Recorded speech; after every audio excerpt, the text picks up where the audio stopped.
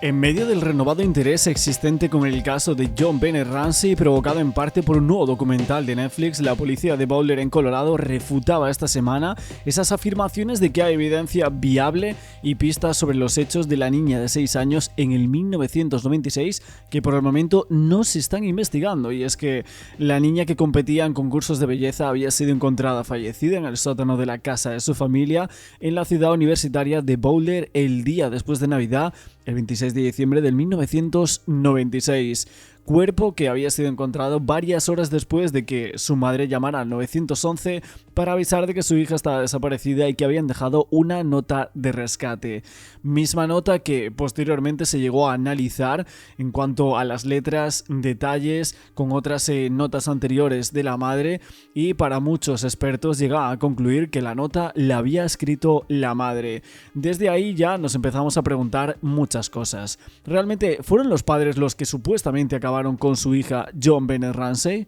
Es verdad que en los últimos años los investigadores han identificado sospechosos en casos sin resolver, comparando perfiles de ADN de escenas de los hechos y resultados de pruebas de ADN compartidos en línea por personas que investigan los árboles genealógicos para muchos crímenes. Y es que en el año 2021 la policía dijo en una actualización anual que no se habían descartado el ADN para ayudar a resolver el caso de John Bennett, y en el 2022 señalaban que algunas pruebas podrían consumirse si se realizaban pruebas de ADN.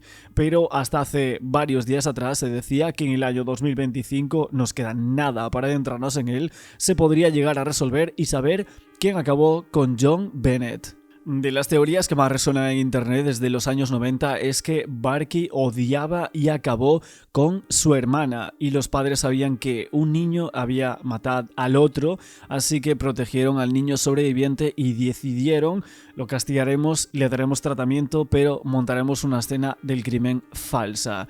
Y entonces que los padres supuestamente montaron todo para que pareciese que se trataba de un depredador sex, cuando realmente era todo lo contrario.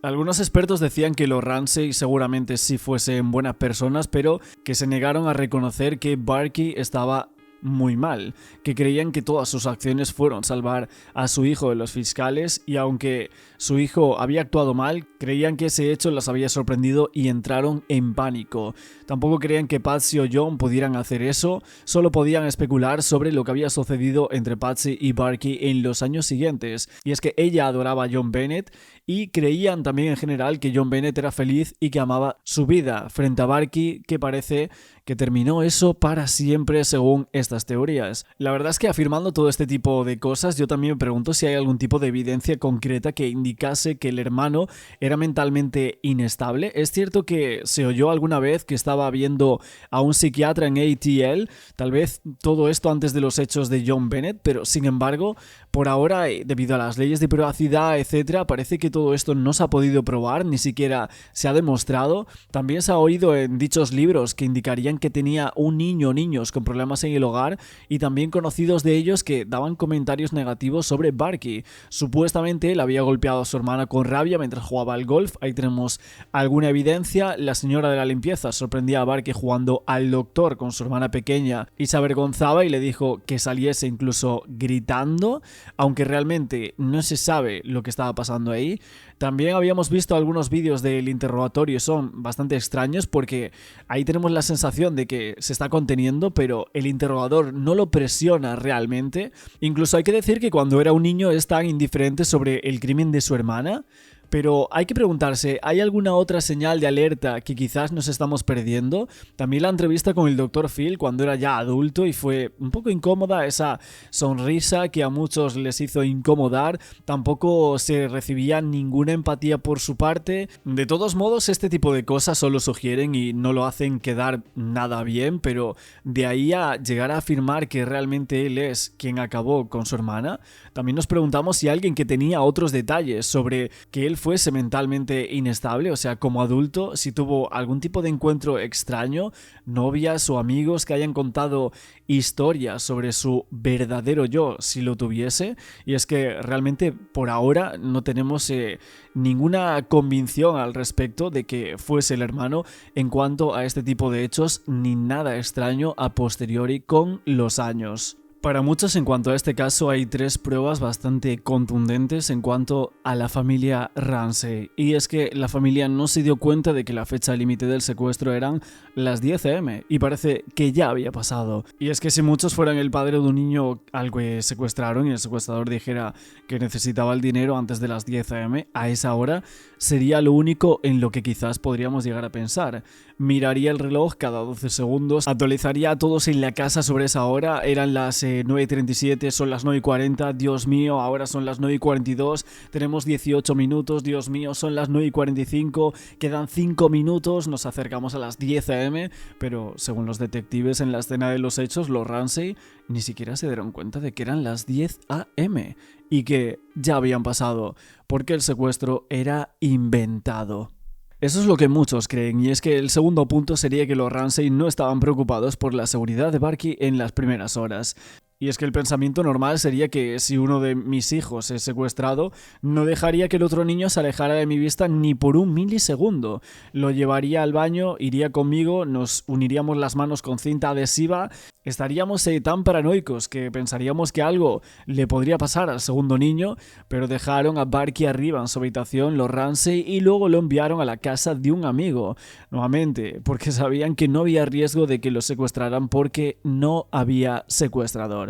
Y la tercera evidencia en cuanto a los padres es que el padre John Ramsey cargó el cuerpo de John Bennett por las escaleras en una posición muy extraña y le preguntó al detective si estaba fallecida. Y es que todo adulto sabe que el tiempo es esencial en lo que respecta al estrangulamiento o la asfixia. Todos pensamos que si encontráramos a nuestro hijo o hija y pensaría que había alguna posibilidad de que sobreviviera, no perderíamos el tiempo llevando las escaleras arriba, estaríamos gritando como locos, arrancando la cinta adhesiva, arrancando el estrangulador, tratando de hacer compresiones en el pecho, en la boca o cualquier cosa para salvarla en ese momento. Pero John no lo hizo porque ya sabía que estaba muerta. Quizás esto no sean evidencias, quizás solo son pensamientos un poco lanzados al aire por muchas personas, pero si entendemos así algunos comportamientos o acciones, como querramos llamarlo, que sinceramente parecen bastante extraños. Tenemos más cosas, incluso es la reacción de Patsy cuando encontraron el cuerpo de John Bennett. Fleet subió o corrió las escaleras y gritó pidiendo una ambulancia. Los 2 amigos de Patsy que estaban con ella salieron corriendo, pero Patsy se quedó en el solarium. Cualquiera que estuviera preocupado por su hijo se habría puesto frenético al saber que estaban llamando una ambulancia. Entonces nos preguntamos, ¿no asumiríais que eso se debía a que tu hijo había desaparecido y correrías a ver qué diablos estaba pasando? Y luego los otros comentarios de John Ramsey a los medios unos días después de los hechos diciendo que no estaba enojado y que solo quería saber lo que había pasado con su hija. Literalmente no nos podíamos llegar ni a imaginar a alguien entrando a su casa y acabando con su hijo y que no está enojado. Parece que la reacción de Patsy es muy extraña. En situaciones como esa, la mayoría de los padres se dejan llevar por su instinto. Correrían a ver qué está pasando, especialmente si alguien está gritando pidiendo una ambulancia, quedarse en ese solarium en lugar de correr a ver cómo está tu hija. Parece raro, tal vez se le debió a un shock o una disociación, podríamos llegar a decir, pero es difícil conciliarlo con lo que se esperaría de una madre preocupada. Y esa falta de ira de John también es rara. Para la mayoría de las personas la ira es una respuesta natural a algo tan violento y personal. No estar enojado o al menos no demostrarlo parece fuera de lugar. Puede ser culpa, represión o incluso intentar parecer tranquilo, pero no encaja con la forma en la que la mayoría de los padres reaccionarían ante una situación similar. Son este tipo de comportamientos los que hacen que el caso sea tan difícil de entender, y es que simplemente no cuadran, y por eso tantos y tantos años después se sigue pensando que la familia tuvo algo que ver supuestamente. Para muchos el hecho de que Barky nunca saliera de su habitación es muy revelador. O bien lo hizo y se estaba escondiendo, o bien estaba acostumbrado a que hubiera gritos y alboroto y al caos en general y estaba tratando de mantenerse al margen. Obviamente se habla muchísimo en este caso de la nota de rescate escrita con un bolígrafo y un papel desde la misma casa. O sea, ¿qué clase de persona tendría preparado una trama así en un tipo de intruso y prepararía la nota allí? En este caso la haría la nota primero, no la escribiría en ese mismo momento en la casa cuando la familia estaba durmiendo y definitivamente tampoco la haría tan larga, no tiene ningún sentido. El padre encuentra a John Bennett, carga a la niña por las escaleras porque estaba tiesa, luego Patsy se arrojó sobre John Bennett y es que para muchos expertos, en su opinión, en aquel momento llegaban a decir que los padres pareciese que estaban tratando deliberadamente de contaminar la escena de los hechos con esos extraños actos. Esa telaraña en la ventana por donde se dice que el intruso había escapado con una maleta demostraba que toda la historia era un engaño. Patsy tampoco se cambió de ropa, lo que demostraba que estuvo despierta toda la noche, y nos preguntamos también el cómo podemos entonces olvidar lo culpable que parecía la familia al negarse a cooperar con las autoridades y huir inmediatamente a algún lugar. Hay que recordar que aquella nota de rescate les decía que no llamaran a la policía ni a nadie, sino que esperasen hasta que los secuestradores se pusiesen en contacto con ellos entre las 8 y las 12 de la mañana. Mientras tanto, se les había dicho que buscaran un maletín de tamaño adecuado y que descansaran. Descansa y usa tu buen sentido como un sureño y no intentes desarrollar un cerebro, John. Pero luego los Ramsey intentaron desarrollar cerebros de manera muy extraña. Es que no hay que olvidar que les dijeron que los estaban vigilando y que si llamaban a la policía, John Bennett sería acabada de una manera que no podemos ni siquiera describir, por los dos tipos que la vigilaban. Supuestamente eran caballeros, sonaba más como del Hamas, etc. Pero aún así fueron muy claros en que si los Ramsey se entregaban a cualquier actividad extraña, como llamar, por ejemplo, al 911 o incluso llamar a un perro callejero, estaban poniendo la vida de su hija en peligro. Hicieron absolutamente todo lo que se suponía que no debían hacer, como llamar a la policía y los amigos que fueron a aquella casa. Ni siquiera intentaron ocultarlo. Y es que Patsy nunca le dijo al operador del 911: los secuestradores de mi hija dijeron que no se nos permitía llamarlos, así que ¿podrían enviar oficiales vestidos de civil aquí? No queremos que sepan que los llamamos. Hay muchas preguntas, ¿no? Entonces, ¿por qué nunca se detuvieron a pensar que la muerte de John Bennett Ramsey podría haber sido por su propia culpa, según esa misma nota de rescate? Y es que John nunca dijo: Patsy, tú nunca debiste haber llamado al 911, podría haberles pagado, pero tuviste que abrir tu bocaza y traer a toda esta gente hasta aquí. Patsy tampoco dijo: John, los criminales se llevaron a mi bebé, pero ¿qué pasa con Barky? Verifica que mi hijo está bien. Y es que todo es totalmente inverosímil en esta historia. En la carta ponía, e iba dirigida al señor Ramsey, y decía: escuche con atención. Somos un grupo de individuos que representamos una pequeña facción extranjera.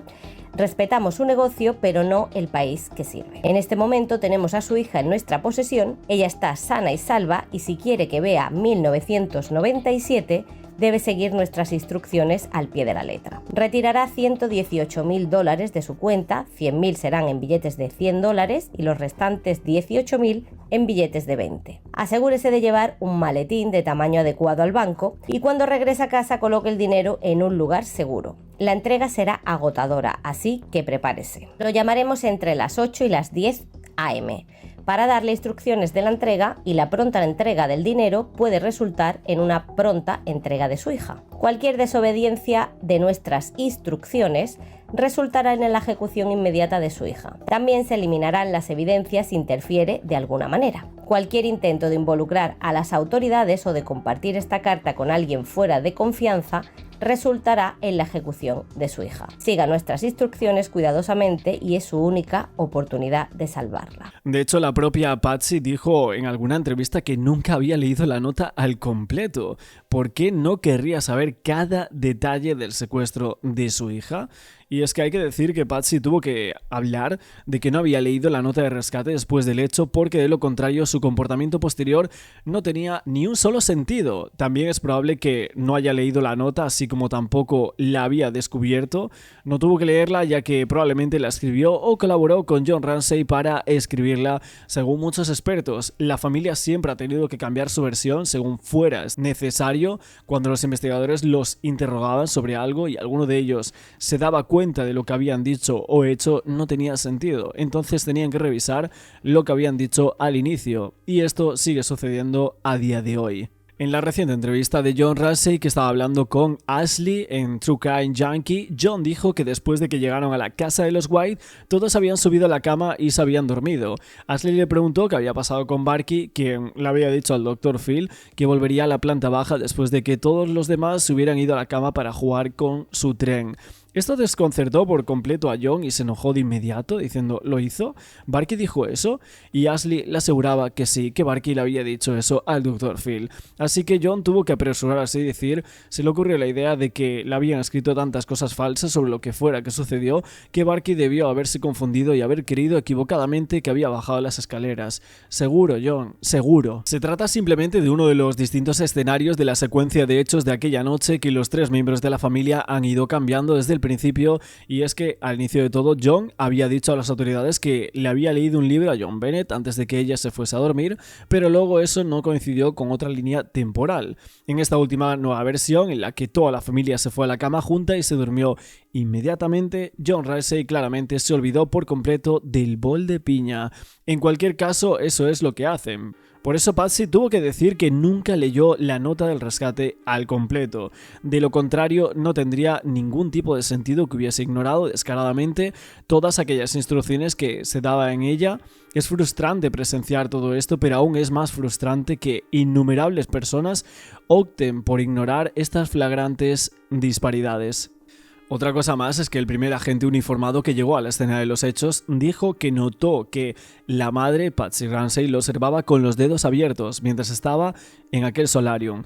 Claramente decía que lo estaba observando para ver si se creía aquella historia. Esa reacción de la policía a la historia sería lo último en lo que pensarías si tú no eres culpable y evidentemente estás tratando de saber qué es lo que ha pasado con tu hija. O sea, el policía llegó a decir que tenía las manos sobre la cara, fingiendo un llanto incluso, y que miraba al policía con los dedos abiertos. Es que John y Patsy se mantuvieron separados todo el tiempo, no se hablaban, no se consolaban. Eso también parece muy raro. Los defensores de las víctimas que estaban allí también lo notaron. De hecho, pensaron que se trataba de una pareja divorciada porque no había ni una sola interacción entre ellos. Pero vamos con una de las pruebas clave que se lleva comentando mucho tiempo, las fibras de una chaqueta de Patsy en la escena de los hechos que constituían una prueba importante que no se podía ignorar. Y es que sabemos que se encontraron las fibras y las pruebas habían concluido que eran idénticas a las fibras de la chaqueta gracias a la entrevista de Patsy con Bruce Levin en agosto del año 2000. El señor Levin había dicho, creo que probablemente sea justo, basándonos en las pruebas científicas más modernas, creemos que las fibras de su chaqueta se encontraron en la bandeja de pintura, se encontraron atadas a la ligadura que se halló en el cuello de John Bennett, se encontraron en la manta en la que estaba envuelta, también se encontró en la cinta adhesiva que se encontró en la boca, y la pregunta es si podría explicarnos cómo aparecieron esas fibras en esos lugares que están asociados con la muerte de su hija, y entiendo que no va a responder esas preguntas. Aunque creo que es importante señalar que estas fibras que se encontraron en varios lugares de la escena de los hechos, las fibras que más interesan son las que se encontraron atadas a la ligadura que se halló en el cuello de John Bennett. Aquellas de la manta podrían tener una explicación quizás inocente, y John dijo que dejó caer la cinta adhesiva sobre la manta, por lo que podrían haber sido fibras transferidas de aquella manta. Aunque tampoco creemos que esa transferencia pueda explicarse adecuadamente a las fibras del tema de la ligadura, considerando que esas afirmaciones son condenatorias y apuntarían directamente a la madre como la creadora de esa ligadura. Según varias explicaciones, habían dicho que las fibras fueron transferidas desde la camisa de John, que tenía fibras de Patsy por el contacto esa noche. El segundo punto era que John planteó deliberadamente las fibras de Patsy para incriminarla. Y la tercera teoría es que las fibras quedaron incrustadas en el nudo porque Patsy encontró a John Bennett, desató el nudo para intentar resucitarla y cuando se dio cuenta de que eso era imposible volvió a atar el nudo para repararlo. Algo que muchos investigadores llegaron a pensar como la verdadera. El señor Levin en aquella entrevista afirmaba lo siguiente: entiendo su posición, además de esas preguntas hay otras que me gustaría que considerara, si es posible que la señora Ramsey responda en el futuro. Entiendo que le está aconsejando de que no lo haga hoy y se trata de fibras negras que, según las pruebas que realizamos, coinciden con una de las dos camisetas que nos proporcionaron los Ramsey. Una camiseta negra, sí, se encuentra en la ropa interior de John Bennett Ramsey, se encontraron en la zona de la entrepierna y creo que esas son otras dos zonas sobre las que hemos pensado preguntarle a la señora Patsy Ramsey si nos puede ayudar a explicar su presencia en esos lugares. Para la explicación número 1, cuando señalé lo improbable que era que las fibras de la chaqueta de Patsy se transfiriesen a la camisa de John en numerosos lugares, pero las fibras de la camisa de John no Algunos comentaristas afirmaron que la chaqueta estaba hecha de un material que se desprendía más fácilmente y la ropa de John no era del tipo que se desprendía. El problema es que su camisa podía y desprendía fibras entre la antepierna y la ropa interior de ella también. Esto hace que sea muy improbable que las fibras de la chaqueta transferidas de Patsy se desprendiesen y de la camisa de John no lo hiciesen. La explicación número 2 es aún más improbable. John estaba planeando el crimen de alguna manera lo suficientemente meticulosa como para plantar evidencia para incriminar a Patsy, pero al mismo tiempo asegurarse de que su propia ropa no perdiera fibras, al mismo tiempo que permitía que su camisa perdiera las mismas en un lugar muy incriminatorio, sería bastante extraño. Y es aquí cuando nos deja con la explicación número 3 según varios expertos. Esta parece ser la explicación preferida para algunos porque surge de esta forma, diciendo dado que Levin especificó el nudo en el cuello de John Bennett, debía ser el nudo más pequeño a la derecha que contenía las fibras de su chaqueta realmente anudadas a ese nudo. Obviamente no podemos colocar por aquí ninguna de las fotos sobre alguna de estas cosas, pero sí se puede ver que el cordón está incrustado en su cuello, en parte debido a la hinchazón que se produjo después de la muerte. Sin embargo, sabemos que el cordón tenía que estar lo suficientemente apretado alrededor de su cuello para acabar con ella, por lo que la hinchazón probablemente sea solo parte de esa explicación de la muerte. Si Patsy hubiera intentado desatar el nudo, habría tenido que sacarlo de su cuello, por así decirlo, y no habría forma de que pudiese desatar el nudo sin tocarlo en su posición original. Esto significaría que la autopsia mostraría signos de esa acción, habría marcas en su cuello donde Patsy habría desprendido el cordón lo suficiente como para desatar el nudo, habría una interrupción alrededor del surco que habría quedado en el cuello de John Bennett. Esto es lo que dice también el informe de la autopsia. Así que hay que decir también que en parte de la autopsia se llega a especular con que en esos informes apoyan la idea de que Patsy Ramsey desató y volvió a atar ese nudo por el tema de las fibras de esa chaqueta.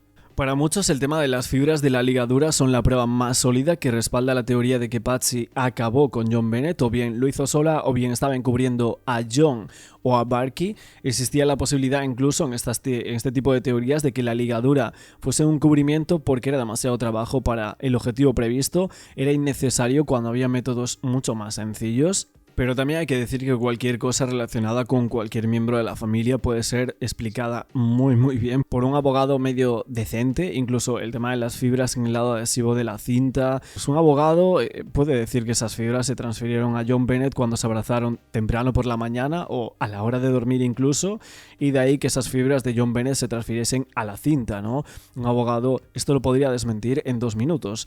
Pero por supuesto hay que decir que como jurado se vería todo este aspecto de este tipo de evidencias y para mucho es una duda muy razonable.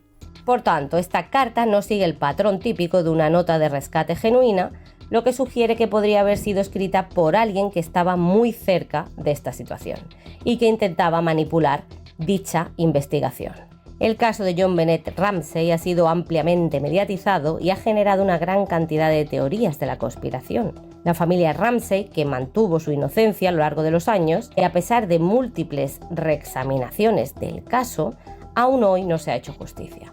En 2008, los Ramsey fueron exonerados formalmente de la culpabilidad en la muerte de John Bennett, tras analizar las pruebas de ADN que no vinculaban a la familia con el crimen. Sin embargo, el caso sigue sin resolverse oficialmente y la búsqueda del culpable continúa siendo un misterio para la policía y para el público en general. En el caso Ramsey, la evidencia de ADN suele estar relacionada con una de las siguientes piezas de evidencia: la ropa interior, las uñas, calzoncillos largos, los camisones o incluso ligaduras.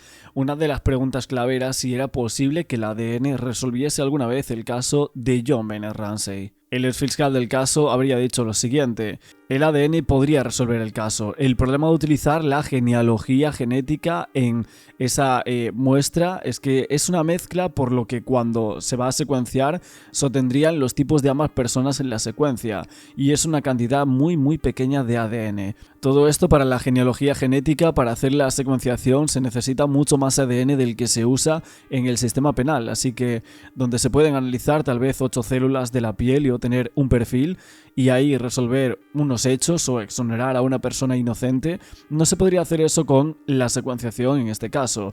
Se necesitaría una cantidad bastante grande de ADN. El caso del criminal del estado de Dorado utilizó perfiles SNP derivados del esperma del sospechoso que fue encontrado en la escena, pero en el caso de Ramsey tenemos un perfil STR de 10 marcadores deducido de una mezcla de ADN que apenas cumple con los requisitos mínimos para saberlo. No se podría hacer una búsqueda familiar como en el caso de Golden State. Utilizando ese perfil de STR se necesitarían más datos SNP.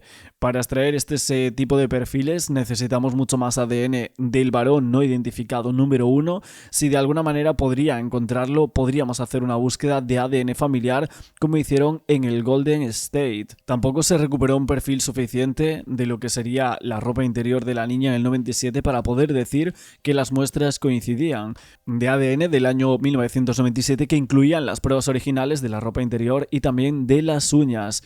En la página 2 mostraba los resultados de la ropa interior, las uñas de la mano derecha, la prueba número 14 y las uñas de la mano izquierda, la prueba número 14M. Es verdad que esas tres muestras revelaban una mezcla de la cual JonBenét Ramsey era la principal contribuyente. Para cada una de esas tres muestras vería una línea que decía BB, AB, AA, incluso AC, y esa línea mostraba el perfil de JonBenét Ramsey. Debajo del perfil, para cada una de las tres muestras verían números adicionales. Hay que saber que un perfil completo contendría 14 alelos. Sin embargo, como se podía ver, solo se había identificado un alelo extraño en la muestra de la ropa interior de la niña. Solo se identificaron 2 alelos extraños en la muestra de las uñas de la mano derecha y también solo se identificaron 4 alelos extraños en la muestra de las uñas de la mano izquierda.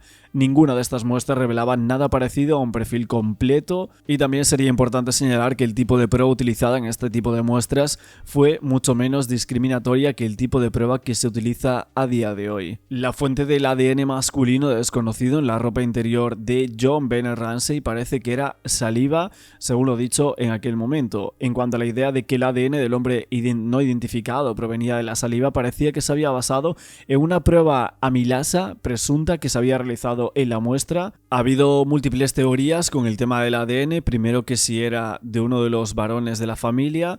Es verdad que la evidencia del ADN supuestamente exoneró a los Ramsey porque todavía estaban siendo investigados por la policía de Boulder. Nunca fueron absueltos, ni siquiera exonerados, pero hay que decir que los fiscales posteriormente y la policía confirmaron que no fue así. Hubo una carta de exoneración que no era vinculante, era una opción de buena fe y que no tenía importancia legal, pero en CBS había colocado una noticia de que el ADN masculino desconocido provenía de un trabajador de una fábrica. Esta era una teoría de las múltiples que han salido a lo largo de los años que intentaban plantear o explicar por qué se había encontrado ese ADN. Para muchos era una teoría poco plausible, especialmente por la forma en la que se había presentado en aquel documental de CBS. Había otras múltiples teorías plausibles de contaminación y o transferencia que podrían explicar la existencia de ADN extraño, incluso el descubrimiento de un perfil consistente en 2 elementos de prueba separados. Se dijo también de ese hecho que hasta el perfil UM1 no coincidía con una persona real y que se investigara a esa persona, que no había forma de saber si el ADN extraño estaría relacionado con esos hechos. Como siempre, ahora yo quiero saber vuestra teoría aquí abajo en los comentarios de este vídeo. Nos falta por colocar la parte 2 sobre el tema del hermano de Barky Ramsey. Sabía que este tema era un caso bastante sonado de hace muchísimo tiempo, obviamente. Un poco hablado con el caso de los hermanos Menéndez, ahora que están saliendo en Netflix los dos y que pues estamos muy cerquita de Navidad, siempre recordamos el caso de la niña JonBenét Ramsey. Como siempre, ¿qué opináis? No olvidéis like, suscribiros al canal con la campana y nos vemos mañana con un nuevo vídeo.